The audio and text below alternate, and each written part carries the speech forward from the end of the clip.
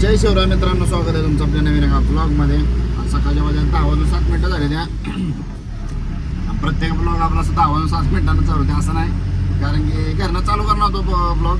पण विषय काय झाला, जरा प्रॉब्लेम बी झाला होता, म्हणजे फोनचा चार्जिंग लावल्यामुळे गरम झाला होता फोन आणि स्विचअपच झाला होता. त्यामुळे काय स्विचअप निघाला, त्याच्यामुळे म्हणलं आता पुढं जाऊन ब्लॉग चालू करावा. आलो तर सालपेच्या घाटात आहे, बारका घाट आहे आणि वातावरण असं झालं आहे की काय बोलायचंच काम ना. असं म्हणजे पाऊस पडून गेल्याच वाटा लागल्या.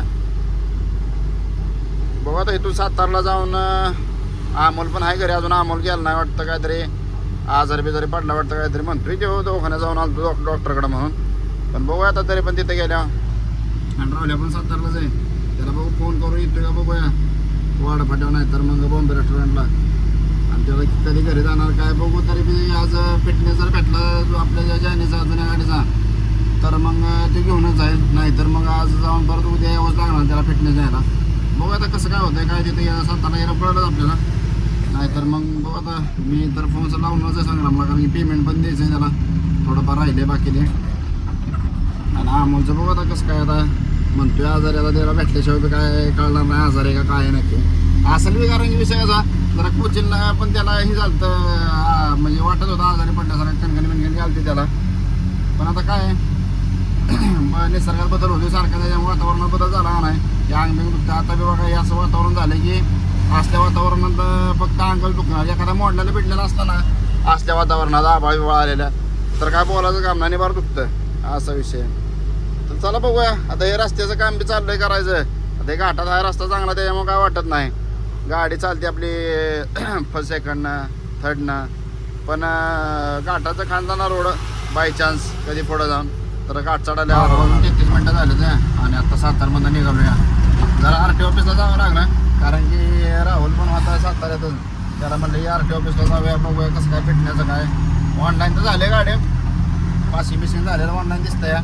फक्त राहिला विषय पावतीचा. पावती म्हणला तेव्हा दुपारी पाठवतो PDF, नंतर मग तुम्ही ती झेरॉक्स काढून जमा केली तर चालेल, मला काय विषय नाही. आता बघू उद्या दुपारी कसं काय PDF पाठवतो, किती वाजता काय चालतोय.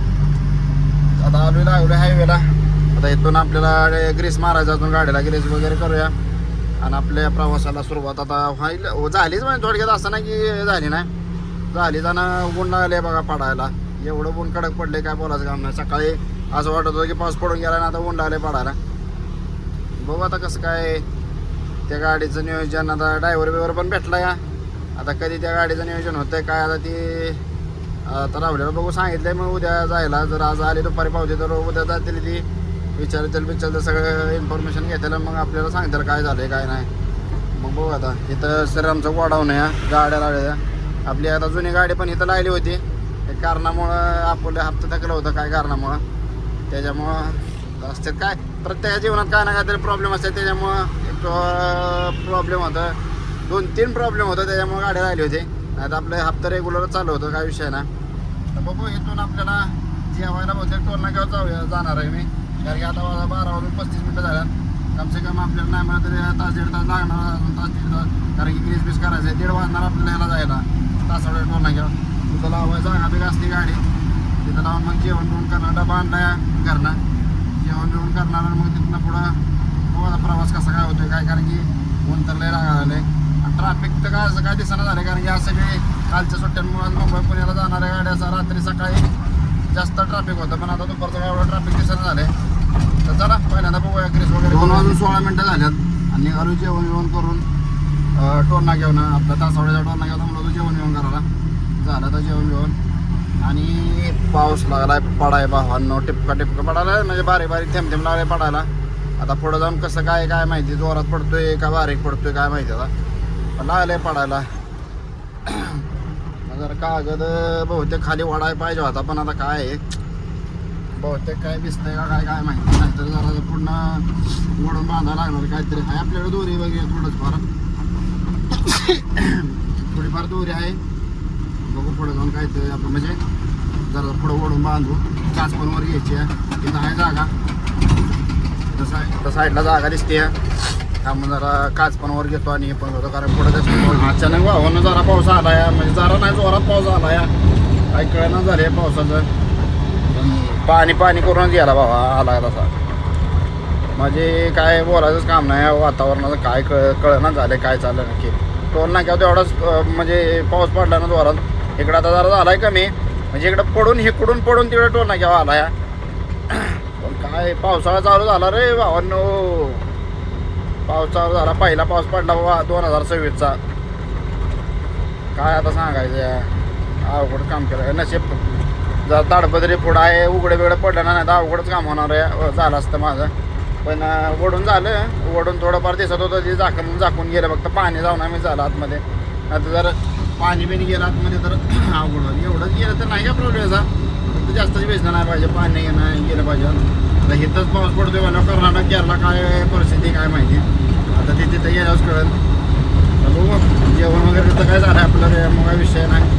आता बघूया पुढं स्टॉप बहुतेक मला वाटतं बॉर्डरलाच चहा वगैरे प्यायला. बॉर्डरच्या टोलना घेऊन नंतर मग तिथून डायरेक्ट तिथून निघालं की डायरेक्ट मग संध्याकाळी बेळगावात असतो. आपल्या लाईटी लागणारच आहेत काय विषयच नाही. पण बघू आता तरी पण वाघेवडे टोलना घ्या थांबलो बेळगाव पास करून तर चहा प्यायला थांबेला आहे. तर मग डायरेक्ट त्यालाच काय आपलं म्हणजे ती रामदेव हॉटेललाच हे पास करून कलगट्टी पास करून. चला बघूया गाडी कुठं जाते काय. वाईफर पण करायची भारी आली कारण की आता पाऊस थांबलेला आहे. असं काय जोरात नाही पाऊस. तेवढ्या येतच होता. आता हे सिमेंट म्हणून ओला दिसा ना. पण ते तिकडं पुढं पण रस्ता ओला दिसतोय.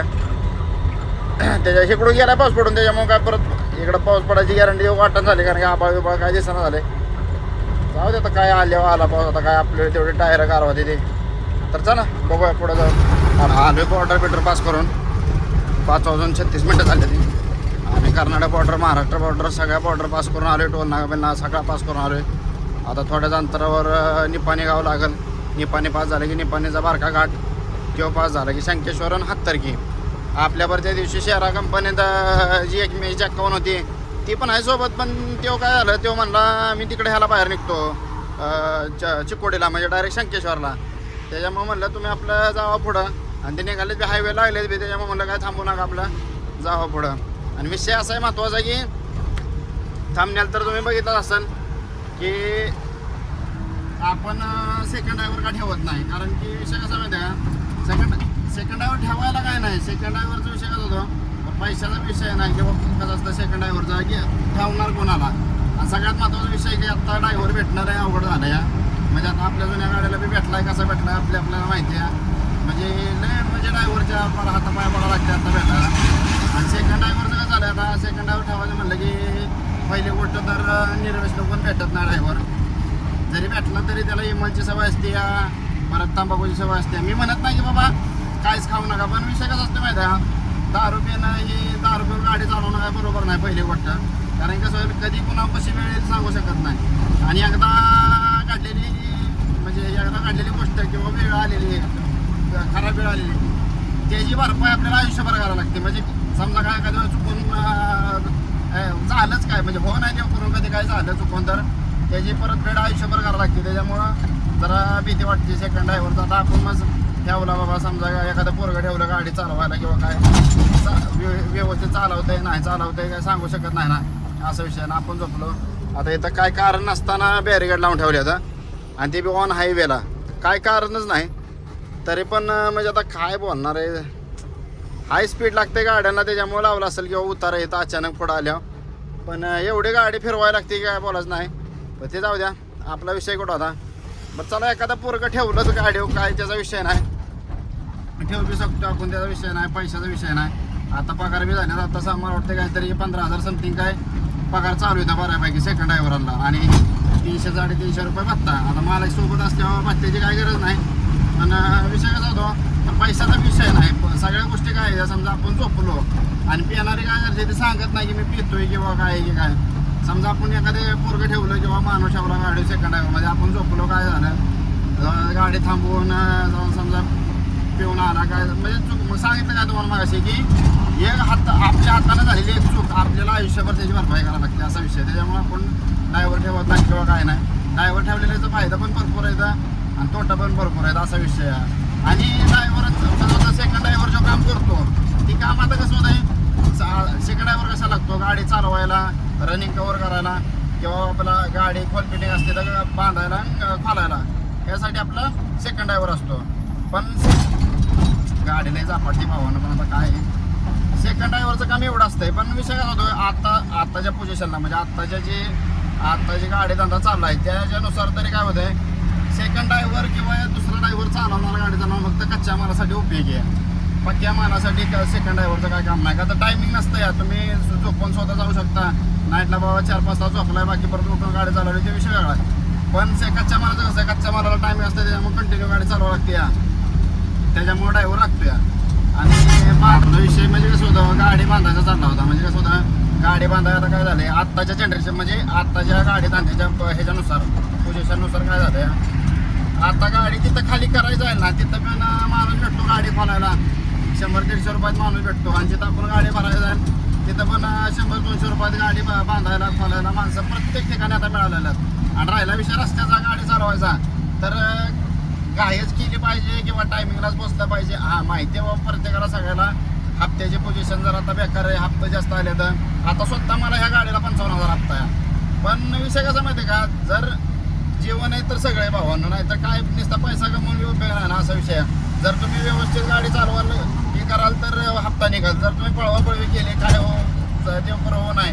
पण काय एखादा चुकून बाबा घटना घडली काय झालं म्हणजे ते परत कसं भरून काढणार तुम्ही. तर हप्ता बी नाही, गाडी बी जाणार, तर आपलं बी समजा काय कुठं ना झाला, काय शरीराचा एखादा अवयव गेला काय झालं ते परत भरून निघत नाही ना काय गोष्टी.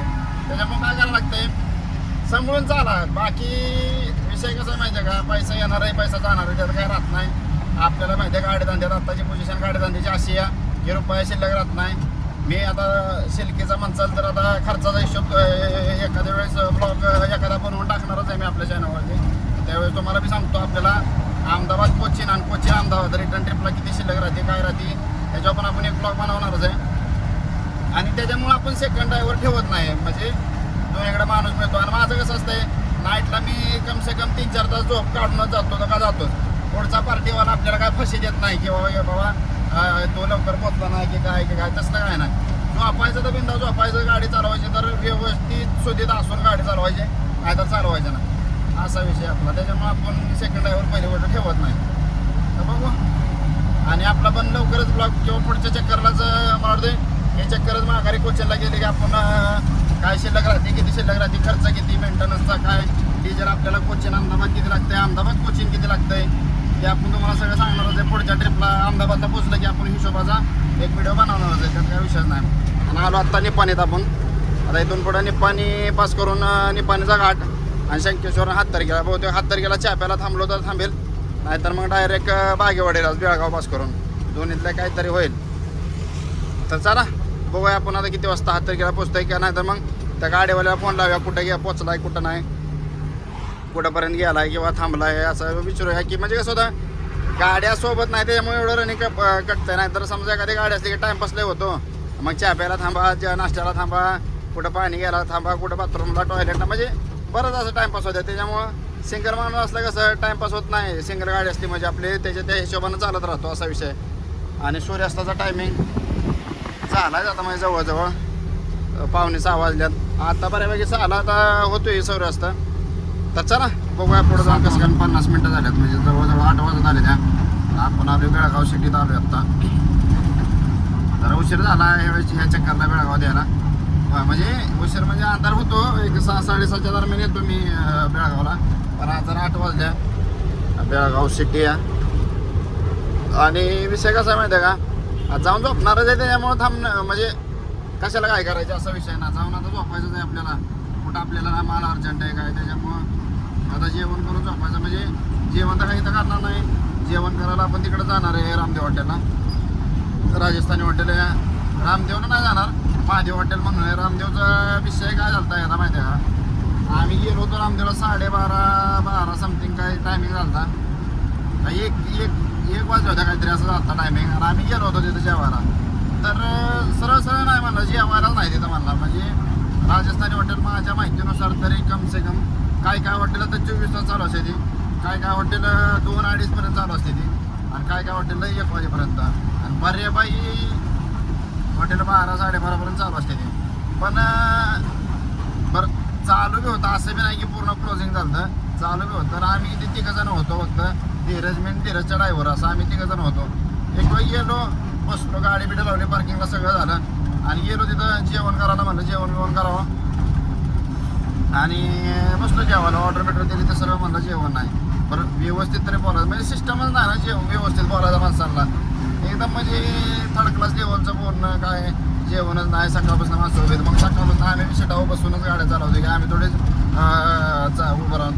ज्याचं काम आहे, ज्याचं जसं काम आहे त्याचं काम करावं लागणार ना. असं थोडीच आहे की बाबा जर गाडी चालवायचं उभं राहून चालवणार आहे ना, रोटी थापायची मला बसून आपण असं थोडी चालणार आहे जाऊन. पण काय तेव्हापासून आम्ही आमच्या ग्रुपमधल्या गाड्या तर आम्ही काय तिथं थांबत नाही. आपल्या रामदेवला आम्ही आपलं महादेवला थांबतो. जेवण वगैरे पण चांगलंच आहे. त्याच्या अलीकडे 1-2 किलोमीटरवर ढाबा आहे तो. त्याच्यामुळं जाऊ दे आता, काय एखाद्या हॉटेलवाल्याला बोलवून फायदा आहे. भांडणं करून काय फायदा होत नाही.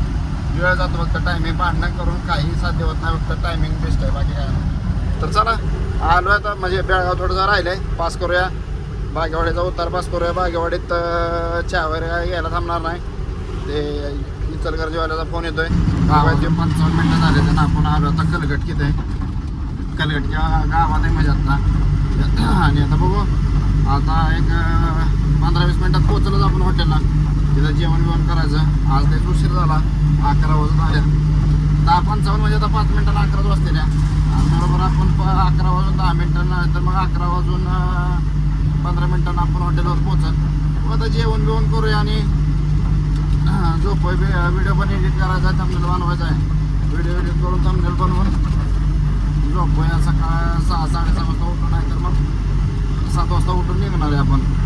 हो तरी माझा किती वाजता उठायला काय कसं काय आता विषय. रोड मस्त सिमेंटचा आहे इथं गावात, कारण की मेन रोड आहे त्याच्यामुळे सिमेंटचा. आणि हे रोड आहे सरळ माग हॉस्पिटल जातो, इकडे बेलापूर जातो. त्याच्यामुळे आपलं आहे बऱ्यापैकी रोड. ही बी कुठंपर्यंत रोड, त्या हॉटेलपर्यंत रोड आहे, HP पंपापर्यंत. नाही तर तिथनं मग सगळा परत सिंगल रोड आहे डांबरेचा आहे. पण आपलं कारणापुरतं आहे, पण गाड्या आपटतील या रोडला, असा विषय. आणि बघू आता जेवणाचं कसं काय. तिथं राजस्थानी हॉटेलला जेवणाचा नाही काय विषय, जेवण मस्तच मिळतं, त्याच्यामुळे काय विषय नाही. तर चला जाऊया, गाडी बिडी लावूया आपला. आलो इथं पार्किंगला, तिथं लावली गाडी. तर बघू जेवण बिवण करूया मस्तपैकी आणि झोपूया. ब्लॉग एडिट करायचा, थंबनेल बनवायचा, झोपायचा. ब्लॉग ॲड पण करायला लागणार आहे, पण बघू आता किती वाजता होते ब्लॉग ब्लॉग एडिट किती वाजता होतोय, काय होतोय त्या हिशोबावर एडिट करून मग ॲड करूया. कसं काय. आणि इथं रेंज पण कमी, ॲड काय होणार नाही लवकर. घाट उतरून 4 लाईनला लागल्यावर ॲड करायला लागणार आहे. पण बघू आता कसं काय होतं. पहिल्यांदा चला जेवण वगैरे करूया आणि ब्लॉग एडिटला घेऊया. मोठं पार्किंग आहे बरंच. इकडं पण अशा गाड्या लागते. इकडं पंप आहे, तुम्हाला तर माहितीच, आपण इथं थांबतो त्यामुळं इकडं गाड्या थांबतात. ह्या सगळ्या गाड्या इथं ज्या समोर लागल्या त्या सगळ्या गाड्या जेवण करून जाणारे गाड्या आहेत, त्याच्यामुळं इकडं समोर लागल्या. त्या झोपणाऱ्या गाड्या सगळ्या इकडं कडं लागते त्या, आणि त्या कडं लागते त्या. हे तो हॉटेल आहे. जेवण बिवण काय बेकार काम काय झालं आहे. त्याला म्हणलं दाल तडका तेज दे, ह्याने एवढा तेज दिला की घामच काढला गारट्या सुद्धा. आणि लाईट सारखे झुकू करते, एक सारखे लागना झाली. आता बघू इथनं सकाळ तर आता सांगितलं 6 वाजता उठव म्हणून. किती वाजता उठावतोय काय माहिती. इथं आली गाडी आपली, किती वाजता उठावतोय काय माहिती. बघू आता. अंधार बुडगं इकडं. हे लाईट चालूच असते म्हणजे काय विषय नाही, चालू असते. पण आज काय झालं तर काय माहिती. पण बेकार जाळच केला तोंडाचे ना. बघा ते चला झोपूया आता आणि भेटूया आणखीन एका नवीन व्हिडिओमध्ये. तोपर्यंत टेक केअर, बाय बाय.